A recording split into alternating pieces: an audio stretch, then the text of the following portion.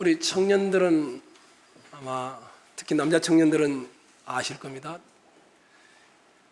여자친구와 데이트할 때 삼가해야 될 이야기 소재가 있습니다. 첫 번째는 뭡니까? 군대 이야기하면 안 됩니다. 두 번째는 뭡니까? 축구 이야기하면 안 됩니다.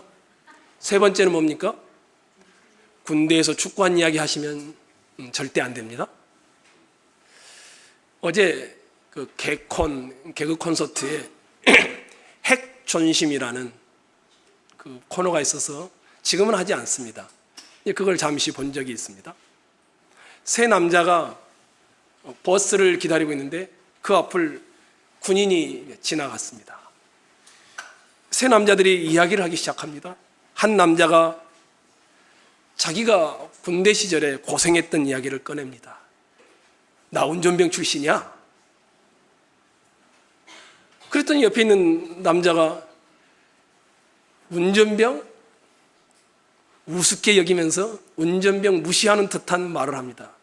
그랬더니 이분이 이렇게, 나 2호차 운전병이야. 그것도 최전방이야. 그러면서 이분이 이렇게 말을 하는 겁니다. 얼마나 추운지 알아? 운전하다가 코를 풀면 찌지직 하고 얼음이 얼어버린답니다. 운전하는 중에 앞이 안 보여서 와이퍼를 움직이면 이게 또 얼음이 생긴답니다. 오줌을 넣으면 오줌이 얼음이 되어버린답니다. 이런 말을 하니까 그 옆에 있던 남자가, 두 번째 남자죠, 거짓말하고 있다고, 뻥이다고 이랬습니다. 그랬더니 이 두 번째 남자가 이야기를 합니다. 내가 군대에 있는데 고양이 한 마리를 갖다 키우게 됐답니다. 근데 하룻밤 자고 나니까 요게 요만해지더랍니다. 그 다음날 자고 나니까 요게 요만해지더랍니다. 한 달이 지나니까 요게 요만해져 버렸답니다. 나중에 보니까 호랑이 새끼를 갖다 키웠는데 고양이를 갖다 키웠다고 착각을 했다는 겁니다. 근데 세 번째 남자는 아무 말도 안 하고 가만히 있는 겁니다. 무게만 잡고. 군대 생활 했어? 이렇게 물어보니까 세 번째 남자가 어떻게 한 줄 아십니까? 옷을 쫙 벗더니 해병대, 그다음에 모자를 딱 꺼내서 쓰더니 해병대 율동을 하기 시작했습니다. 다 쓰러지라는 것이죠. 그러면서 로타리에 나가서 신호등을 고쳐야 되고 신호 준수를 위해서 도와줘야 된다고 하면서 이런 것이었습니다. 남자들이 모이면 흔한 대화 중에 하나가 군대 이야기입니다. 지금도 우리 교회 장로님 군대 이야기 자주 하시죠? 보안사 이야기도 전 들었고요. 또 서무 이야기도 들었고요. 근데 남자들이 모여서 군대 이야기 하는데 재미있는 흐름이 하나 있습니다. 첫 번째 남자가 군대 생활하는데 너무 정말 힘들었다. 그러면 그 사람은 첫 번째 남자보다 내가 더 힘들었다. 제일 끝에 가면 이 남자는 어떻게 됩니까? 군대 생활하는데 최고로 힘든 사람이 됩니다. 한 번 힘들다고 나오면 계속 힘든다는 것이 끝까지 갑니다. 또 반대도 있습니다. 첫 번째 남자가 나는 정말 좋은 보직에 있었다. 그럼 두 번째 남자는 자기는 더 좋은 보직에 있었고, 세 번째 남자는 나는 더 편한 군대 생활을 했다. 그러면서 이렇게 이어집니다. 경험한 군 생활을 처음 말하는 사람이 어떻게 이야기를 꺼내느냐에 따라서 그것은 갈수록 과간이 됩니다. 남자들의 과거 군대 이야기의 핵심에 대하여 인터넷을 찾아보니까 이렇게 해놨습니다. 군대 이야기의 핵심, 대부분 자기가 제일 힘들었다. 두 번째, 또 다른 핵심, 항상 뻥과 과장이 많다. 힘들었던 쪽이든 편한 쪽이든 했던 것을 정확하게 말하지 않고 과장한다는 것입니다. 그러면서 이렇게 말해놨습니다. 군대 이야기는 10분의 1만 믿으면 된다. 10마디를 하면 그 중에 한마디만 사실이고 나머지는 다 상상 속에서 뻥이라는 겁니다.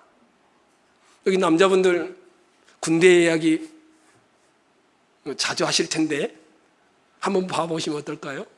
또 아내 되시는 분들도 많이 들었을 텐데, 제가 왜 이야기를 꺼내는가? 오늘 본문이 약간 뻥 같은 이야기를 하는 이스라엘 회중들이 보이기 때문입니다. 하나님께서 이스라엘 백성들을 애굽의 노예로부터 건져내었습니다. 정확하게 날짜를 이렇게 말합니다. 정월 1월 15일 새벽이었습니다. 그들은 라암셋이라는 곳을 출발하여서 나오게 됩니다. 그리고 여러 지역 중에 숫곳이라는 것을 거쳐서 홍해 바닷가에 이르게 되었습니다. 얼마나 하나님의 놀라운 은혜를 경험했는지 바다를 육지처럼 마른 땅을 건너게 됩니다. 마른 땅을 건너고 나서 찬양이 끝나고 처음 만난 광야가 수르라는 광야였습니다. 이 광야를 3일 길을 물 없이 걷다 보니까 불평이 나오기 시작했습니다. 찾다 만난 물이 하필 또 쓴물이었습니다. 마라라는 지역에 쓴물을 만난 것이었습니다. 그런데 하나님이 한 나무를 거기에 떨어뜨림으로 단물이 되게 했습니다. 그리고는 그들은 엘림이라는 곳에 가서 물도 풍부하고 쉴 만한 곳이었는데 이곳에서 푹 쉼을 누리게 됩니다. 그리고는 다시 떠나가기 시작을 했습니다. 이들이 수르 광야를 지나서 또 다른 광야를 한나를 만나는데 그것이 신광야입니다. 신광야는 시내산과 이 수르 광야 사이에 있습니다. 그렇게 우리 광야 또는 사막 하면 험난할 것 같은데 그렇지는 않습니다. 풀이 조금씩 나 있는 겨울에 그런 정도로 생각하시면 될 것 같습니다. 이들은 그 메마른 땅을 걷습니다. 그런데 여기까지 오기가 한 달 정도가 걸린 겁니다. 둘째 달 15일이다라고 해놨으니까 한 달 정도가 걸렸는데 가져왔던 먹을 것들이 다 떨어졌네요.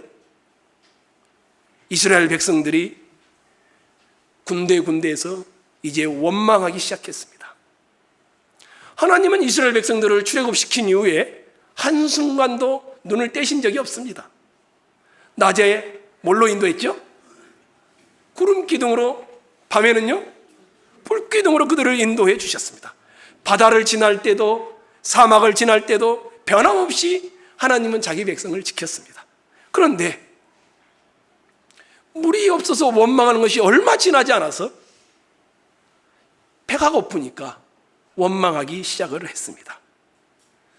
이 원망의 수준이 나중에 보시면 단순한 불평의 수준을 넘어서서 하나님을 원망하는 수준까지 이르게 됩니다.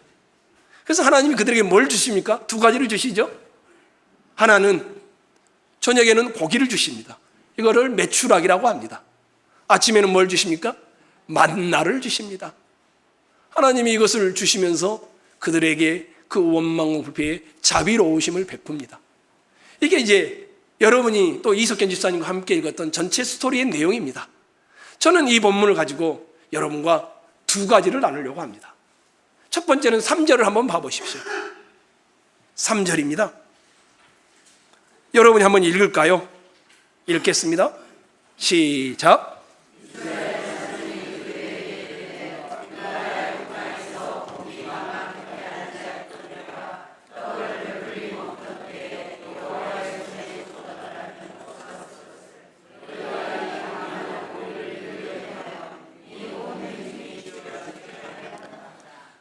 이스라엘 백성들이 원망의 내용은 굶어 죽는다 이런 것이었습니다. 그거야 배가 고프니까 그럴 수도 있다 손 칩시다. 그런데 그들이 그 원망이 도가 지나칩니다. 과거를 돌아보면서 마치 군대 시절을 돌아보면서 했던 것처럼 과거를 돌아보면서 원망하는 내용의 근거를 달아놨습니다. 이렇게 해놨습니다. 우리가 노예로 살던 애굽 땅에서는 고기를 실컷 먹었다. 그리고 얼마나 떡을 배불리 먹었는지 먹고 사는 걱정을 한 적이 없었다. 이것을 덧붙여 놨습니다.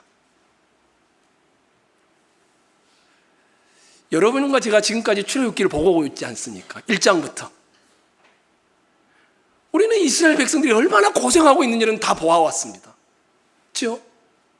자식을 낳아도 키울 수가 없고 또 쿠데타를 계엄령이 선포되어서 그 아래 살아야 하고 노동이 가해지고 수많은 고통이 그들이 어떻게 합니까? 탄원합니다. 하나님께 제발 좀 살려달라고. 그런 내용들은 곳곳에 등장하지만 고기를 배불리 먹었다든지 떡을 원없이 먹었다는 이야기는 나오지 않습니다. 아니 설사 좋아, 고기를 먹고 떡을 먹었다 손칩시다. 노예로 살던 사람이, 물건 취급을 당하던 사람들이 고기를 먹었으면 얼마나 먹었겠습니까? 아니 떡을 먹었으면, 음식을 먹었으면 얼마나 배부르게 먹었겠습니까? 그들은 현재 자기들이 당하고 있는 이 고통을 정당화하기 위하여 과거를 추억하면서 과거를 확대 해석하고 있는 것이었습니다. 그들은 지금 추억하고 있는 그 땅, 애굽에서 단지 굶주림과 고역에 지친 노예에 불과했었습니다. 그 극심한 고통을 견디다 못해 이스라엘 백성들은 부르짖었습니다. 그래서 하나님은 그들을 인도해 내신 것이었습니다. 그런데 이 원망하는 사람들은 필요할 때마다 자기가 원하는 대로 과거와 현재와 미래를 해석해서 자기가 원하는 대로 부풀리거나 이렇게 하는 것이었습니다. 과거의 노예 시절이 현재의 상황보다 비교할 수 없을 만큼 좋았다라는 것입니다. 항상 마치 매일매일 고기를 먹고 음식을 배불리 먹고 살았던 것처럼 말을 합니다. 그리고 현재는 곧 죽게 될 것처럼 엄살을 부리고 있는 것이었습니다. 이렇게 하는 것도 참 뻔뻔스럽다 이렇게 하겠는데 거기다 하나를 덧붙입니다. 3절 다시 한번 여러분 봐보십시오. 여호와의 무엇에 죽었더라면 좋았을 뻔했다고 합니까? 여호와의 손에 죽었더라면 좋았을 것을 너희가 이 광야로 우리를 인도해내어 이 온 회중이 줄여 죽게 하는도다. 왜 여기까지 끌고 와서 죽게 만드냐? 이 불평을 하는데 하필이면 쓰는 단어가 여호와의 손입니다. 애굽에서 10가지 재앙에서 여호와의 손은 이스라엘 백성들을 향하여 한 번도 심판의 손인 적이 없습니다. 그들에게 나타난 여호와의 손은 항상 은혜의 손이었습니다. 여러 차례 언급을 했었습니다. 모세와 아론에 대한 원망을 표현하는 말이 8절에 나온 대로 보면 그들을 권능의 손으로 구원하신 여호와 하나님의 원망으로서 은혜의 손을 아예는 바꿔버립니다. 차라리 여호와의 손이 우리를 죽였으면 좋았을 것을 배신의 손처럼, 굶어 죽게 하는 손처럼 신실하신 하나님에 대한 반대의 해석을 이들은 하고 있습니다. 제가 여러분과 나누고 싶은 것은 왜 이스라엘 백성들은 원망까지도 괜찮은데, 배고픔까지도 괜찮은데 이런 해석을 하고 있을까? 수많은 하나님의 기적과 은혜를 자기가 인지했던 못했던 체험해 왔으면서 홍해에서 얼마나 찬양했습니까? 배고픔이라는 현실의 문제 앞에 순식간에 돌아서서 저렇게 과거를 확대 뻥튀기 해서 자기에게 유리한 대로 해석하고 있을까? 이 문제입니다. 왜 그럴까요? 사람은 본질이 바뀌지 않는 한 평생 자기 중심의 해석을 하며 살게 되어 있습니다. 사람이 자기 연민에서 나오는 자기 상황에 대한 과대한 해석이 바뀌지 않는 사람의 인생의 본질입니다. 늘 자기 중심입니다. 과거의 자기 인생을 지나치게 미워하는 것도, 과거의 자기 인생을 악인처럼 호도하는 것도 항상 자기가 중심입니다. 자기 중심성입니다. 에릭 프롬이라는 분이 사랑의 기술 문해출판사에서 나오는 건데 85쪽에 자기 중심성인 사람에 대해서 이렇게 묘사를 해놨습니다. 이기적인 사람은 자기 자신에게만 관심이 있고 모든 것을 자기 자신을 위해 원하며 다른 사람에게 주는 데서는 기쁨을 느끼지 못하고 받는 데서만 기쁨을 느낀다. 이기적인 사람은 사람을 볼 때마다 무엇을 얻어낼 수 있을까? 이런 관점에서만 사람을 쳐다본다. 이기적인 사람은 다른 사람의 욕구에는 흥미가 없고 다른 사람의 존엄과 통합성에는 존중하지도 않고 오직 평생 자기만을 생각한다. 자기 자신에게 이익이 되면, 자기 자신에게 위로가 되면 그렇게 사람과 사물과 사건들을 판단하고 살아간다. 이렇게 말을 했습니다. 자기에게 집중된 사람은 거듭나지 않는 사람일 가능성이 높다. 뉴욕 칼럼니스트인 로우 다우섯이라는 분이 나쁜 종교라는 책을 냈습니다. 한국에서는 이 책이 트럼프를 잉태한 나쁜 종교, 이런 타이틀로 번역되어서 책이 나왔습니다. 이분에 따르면, 이분은 기독교인이 아니고 캐톨릭 신자인데, 미국이 타락한 이유는 미국의 교회가 나쁘기 때문이라는 것입니다. 그래서 미국의 원인은 미국 교회가 나쁜 종교를 가졌기 때문에 미국이 이렇게 타락하고 있다는 겁니다. 그러면서 전통 기독교에서 멀어지고 있는 나쁜 교회를 이렇게 말을 했습니다. 나쁜 종교란 조엘 오스틴식의 기독교를 가리키는 것이었습니다. 조엘 오스틴 모르시죠? 아시는 분도 계시겠지만 긍정의 힘이라 우리나라에서도 굉장히 많이 팔린 책이죠. 유명한 미국 기독교 목사이기도 하고 15만 명가량이 모이는 교회를 담임하는 분입니다. 이분은 조엘 오스틴식의 기독교, 항상 자기에게만 관심 있는, 내가 잘되고 내가 좋아지고 내가 행복해지고 자기 중심의 기독교를 만들었다는 것입니다. 기독교가 숫자는 많아지고 교회는 많아졌는데 영향력이 하나도 없는 이유는 기독교가 자기 중심성을 버리지 않았기 때문이라는 것입니다. 그러면서 이런 말을 합니다. 미국의 기독교는 힘과 권력을 자랑하거나 드러내거나 영향력을 행사하기 위해서 산 위에 동네처럼 꾸미려고 한다. 그리고 저 어둠의 세계인 밑으로 내려가지 않는다. 이것이 탐욕의 종교이고 힘의 종교를 과시할 뿐 사람들의 인식에 영향력을 줄 수 없는 나쁜 종교이다. 이렇게 말을 했습니다. 자기밖에 모르는 신앙. 우리는 어떨까요?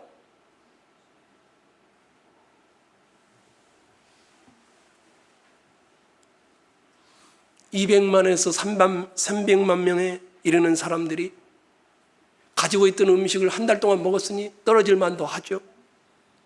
게다가 자식들이 있고 부모가 있으니 배고프니 원망할 만도 하죠. 그런데 그들은 하나님의 은혜의 손길들이 어떻게 미쳐왔는지 전혀 염두에 두지도 않고 오늘 현실의 이 문제 앞에 과거와 미래까지도 자기 중심으로 해석을 합니다. 이스라엘 백성이 스스로 먹을 것을 마련할 수 없는 광야에서 지내는 동안 그들이 배워야 할 것은 정말로 하나님을 신뢰하는 것이었습니다.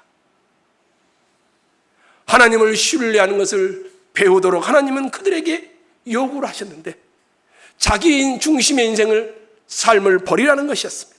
그런데 그러지 못했습니다. 왜? 사람은 항상 자기 자신만을 모든 생각의 중심에 두고 생각할까요? 왜? 자기가 제일 불쌍하고 자기가 제일 잘났고 자기가 제일 똑똑한 것 같고 자기 경험이 최고이고 자기 생각이 옳고 자기 이 여기에서 벗어나지 못하는 것일까요? 왜 사람은 이럴까요? 이 이스라엘 백성들만 그럴까요? 저는 그 원인이 본문 안에 들어있다고 봅니다. 여러분이 한번 6절을 봐보십시오.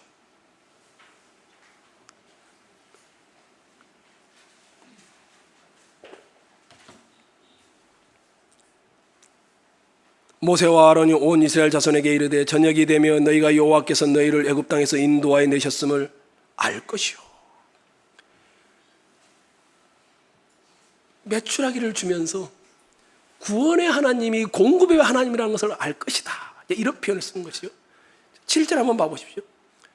아침에는 너희가 여호와의 영광을 보리니 이는 여호와께서 너희를 자기를 향하여 원망함을 들으셨습니다. 아침에는 만나를 주면서 하나님의 영광을 보여주겠다고 하고 있죠. 10절 끝부분 한번 봐보십시오. 그들이 광야를 바라보니 여호와의 영광이 구름 속에 나타나더라. 12절 끝부분 한번 봐보십시오. 다 이런 이야기를 나오고서 해질 때에는 고기를 먹고 아침에는 떡으로 배부르리니, 그 다음입니다. 여러분이 한번 읽을까요?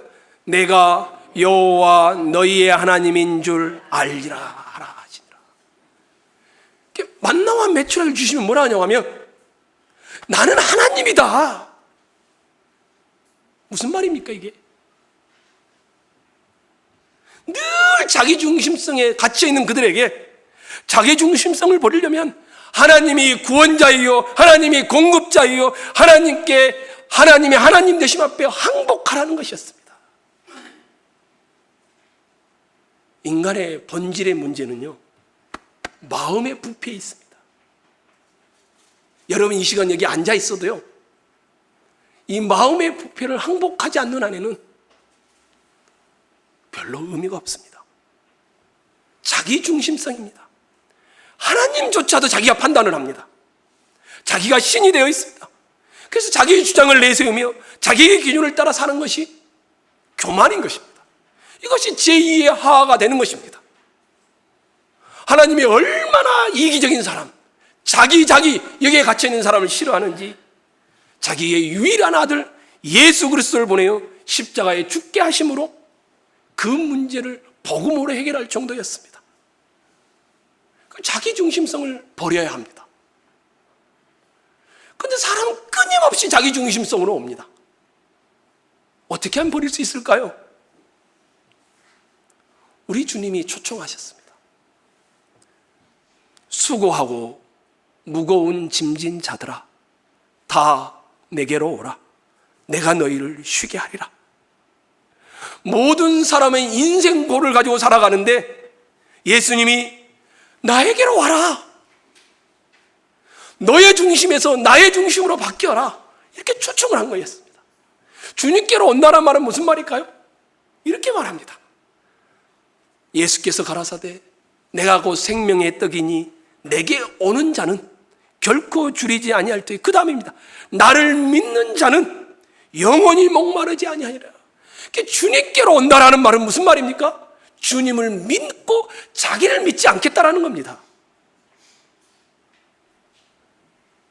자기 중심성을 버리려면 어떻게 해야 됩니까? 자기를 더 이상 신뢰할 수 없는 사람이라는 것을 인정해야 합니다. 나같이 부패한 존재라는 것을 고백해야 합니다. 그리고 나는 믿을 만한 존재가 아닙니다.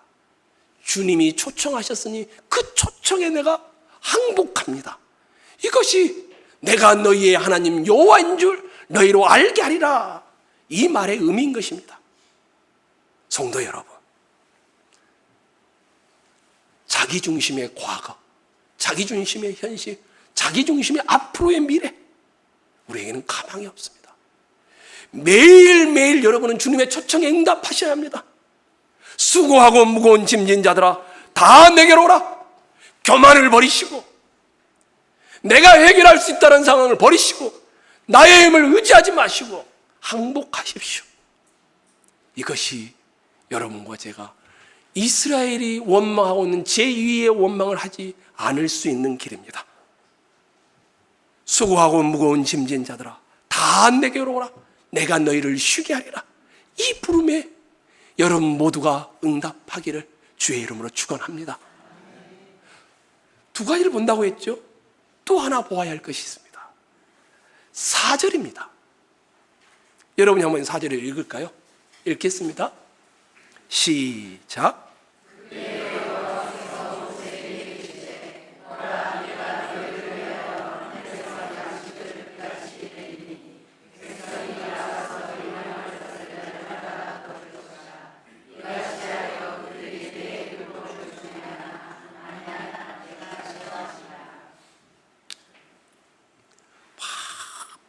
불평하고 있는 그들에게 혼내지도 않으시고 그들에게 응답을 해주시죠. 어떻게 합니까? 불평을 잠재우시는 하나님의 응답이 뭐였습니까? 하늘에서 양식을 무엇처럼? 비같이 내린다, 이렇게 말하죠. 그런데 이 비같이 내리다를 조금 직설적으로 표현하면 억수같이 쏟아지다, 이런 표현입니다. 이게 강렬한 단어를 쓴 겁니다. 의도가 있는 겁니다. 억수같이 쏟아지는 양식을 보면서 그 다음 의도가 있는 것이죠. 그 다음 의도가 뭐냐면 여러분이 한번 봐보십시오. 다시 4절 눈으로 한번 봐보십시오. 양식을 비같이 내리리니 백성이 나가서 일용할 것을 날마다 거둘 것이라. 그 다음이죠. 이같이 하여 그들이 내 율법을 준행하나 아니하나 내가 시험하리라. 이 하늘에서 내려온 양식을 모든 시편이라든지 요한복음이라든지 심지어는 고린도전서까지도 신령한 음식, 하늘 양식, 이렇게 표현을 합니다. 하나님이 그들에게 공급하시는 것이었습니다. 신령한 음식, 신령한 만나, 만족의 양식을, 이 양식을 주겠다라는 것이었습니다. 그런데 그 다음 구절이 마음에 걸립니다. 이같이 하여 너희가 내 율례와 법도를 준행하나 아니하나 뭐 한다고요? 시험한다. 그러면 만나를 주신 목적이 있다는 겁니다. 무슨 목적이 있을까요? 하나님은 여러분에게 공급하십니다. 여러분에게 먹을 것을 공급해 주십니다.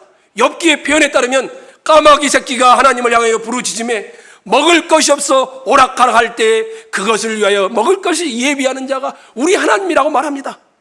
까마귀 새끼의 부르짖음도 들으신 하나님이 자기 백성의 기도를 듣지 않겠습니까? 하나님은 여러분에게 공급하십니다. 공중 나는 새를 보라. 심지도 않고 거두지도 않고 창고에 모아 들이지도 아니하되 너희 천부께서 기르시나니 너희는 이것들보다 귀하지 아니하냐. 하나님이 너희를 먹이실 것이고 입히실 것입니다. 그런데 억수같이 쏟아지는 이 양식을 통하여 그들에게 의도하는 바가 있는 것입니다. 무슨 뭘까요? 그것은 야, 내가 배고픔을 해결해 주면 너 하나님을 더 잘 섬길 것 같아? 이런 뉘앙스가 들어있는 겁니다. 야, 너 지금 불평하고 있잖아. 배고프다고. 그러면 배가 부르면 원망하지 않고 하나님을 지금보다 훨씬 더 멋있게 섬길 것 같아? 억수같이 쏟아지는 하늘의 양식을 보면서 와, 이것을 주시는 하나님은 신실하구나. 그래, 내가 다음번에 아무리 어려워도 나는 이제 불평하지 않아야지. 이럴 것 같아? 이런 의도를 담고 있는 겁니다. 먹을 것이 해결되면 하나님을 더 잘 섬길까요? 인생이 안정되면 하나님을 더 멋있게 섬기다가 이 땅을 이별할까요? 한 군데만 우리 찾아보겠습니다. 신명기 8장 3절입니다. 신명기 8장 3절입니다.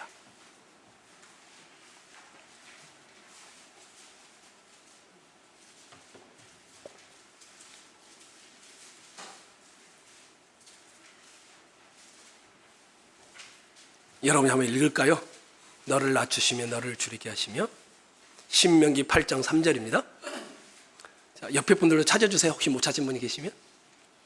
이건 여러분이 또 구역 모임 할 때 암송해야 될 구절입니다. 신명기 8장 3절.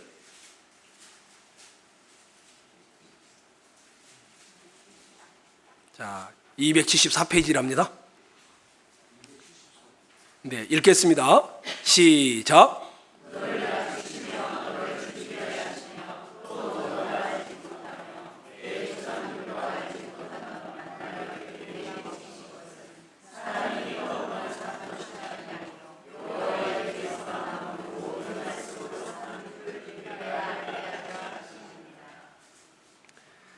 오늘 출애굽기 16장의 이 만나 사건을 신명기 제2세대들에게 모세가 해석해 주는 장면입니다.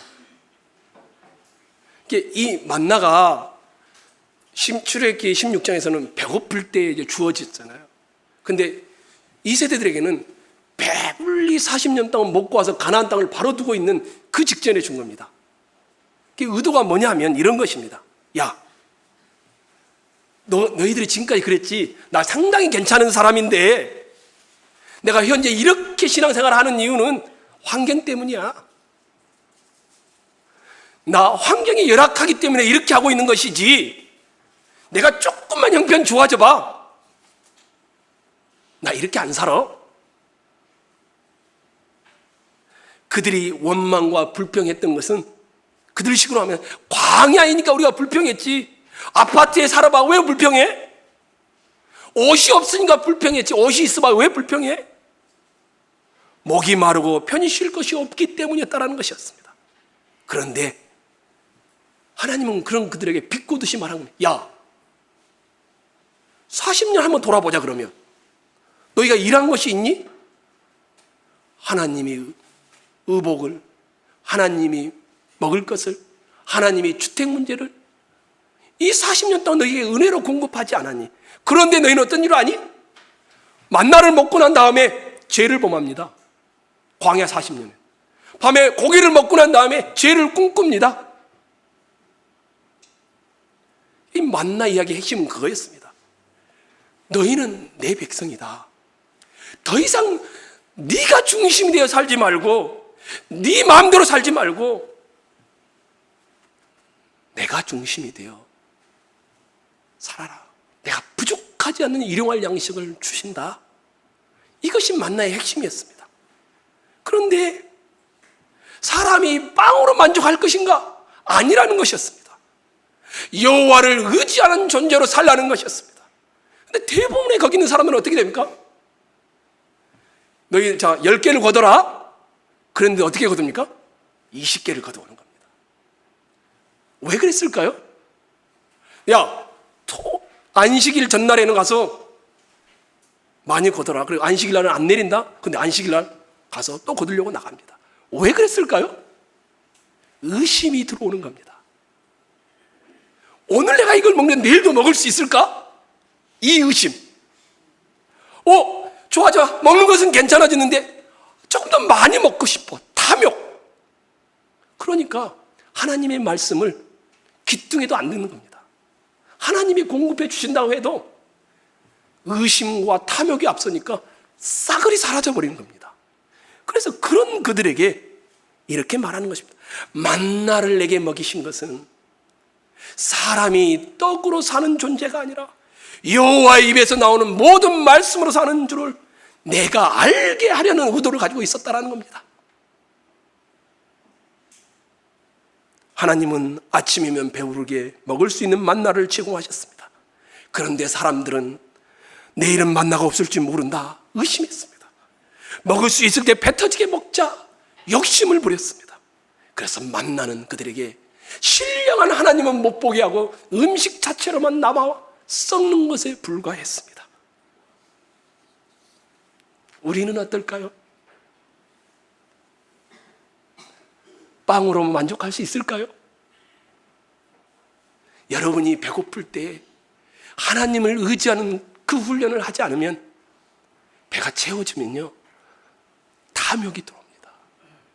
난 더 풍요로워지고 싶어. 아주 이상합니다. 여러분 중에 누군가가 하나님이 내 의식주만 해결해 주면 내 평생 내 비전을 펼치면서 소신 있게 하나님 나라를 꿈꾸며 살겠다고요? 인간의 역사 속에 한번 봐보십시오. 누구도 그런 적이 없습니다. 수백 수만 명의 사람들은 무려 40년 동안 노동의 대가 없이 먹였지만 그들은 가나안 땅에 들어가자마자 하나님을 잊고 이방을 따라가기 시작했습니다. 결국에는 바벨론의 포로가 돼서 끌려갔습니다. 아침에 내린 만나를 먹으면서 낮에 활동하면서 하나님을 잊어버리고 죄를 짓습니다. 밤에 주는 고기를 먹으면서 다음날 꿈꿀 지약을 꿈꾸고 있습니다. 이것이 인간은 빵 문제로 해결되지 않는다는 것을 보여주는 것이었습니다. 그러면 오늘 본문은 여러분과 저에게 뭘 도전합니까? 여러분과 저에게 이렇게 말하고 있는 것입니다. 썩을 양식을 위하여 일하지 말고 영생하도록 있는 양식을 위하여 하라. 이 양식은 인자가 너희에게 주리니 인자는 아버지 하나님께서 인치신 자니라. 나는 생명의 떡이니 내게 오는 자는 결코 줄이지 아니할 터이요. 성도 여러분, 먹고 살기 위해 전전긍긍하고 있는 성도 여러분, 도전하고 있습니다. 먹고 사는 것을 넘어서 물질의 풍요를 꿈꾸고 있는 여러분, 도전하고 있습니다. 오늘 여러분이 참된 양식을 먹지 않으면 아무리 많은 빵을 먹어도 여러분은 내일 또다시 제 친구가 되어 살 것입니다. 예수를 먹으시나요?